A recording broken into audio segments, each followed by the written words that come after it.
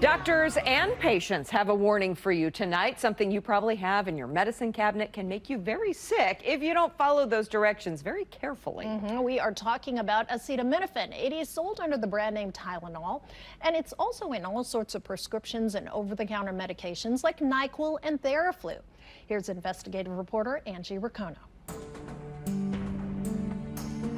You may not realize it, but almost every week patients are treated in local emergency rooms for this over-the-counter medication.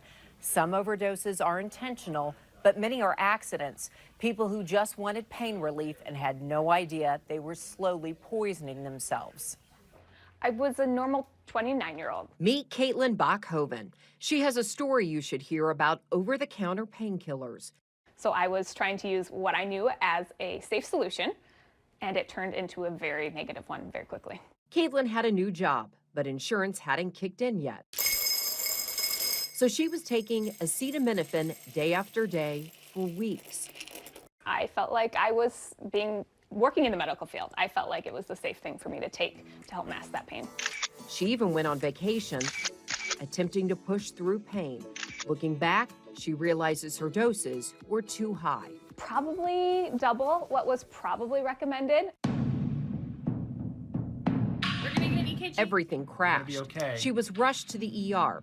Caitlin doesn't remember much. Activate the team. That's because she was in a coma.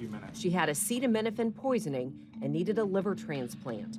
We see about 1 or 2 patients a week come into the hospital with either unintentional or intentional overuse of acetaminophen. Dr. Ryan Taylor at the University of Kansas Hospital says patients like Caitlin are not uncommon.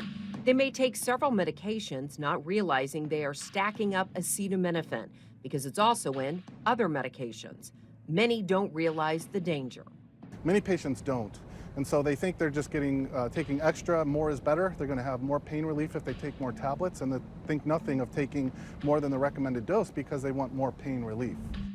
Every year, 56,000 people are rushed to emergency rooms due to acetaminophen toxicity. 2,600 people will be hospitalized. 500 people will die.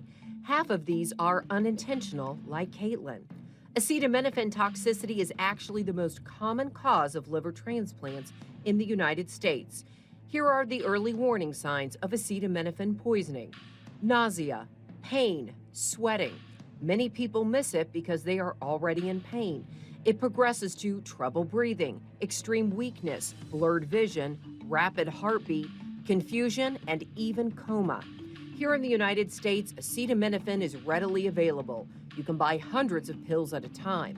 That's no longer the case in the UK. They passed legislation to limit how much you can buy.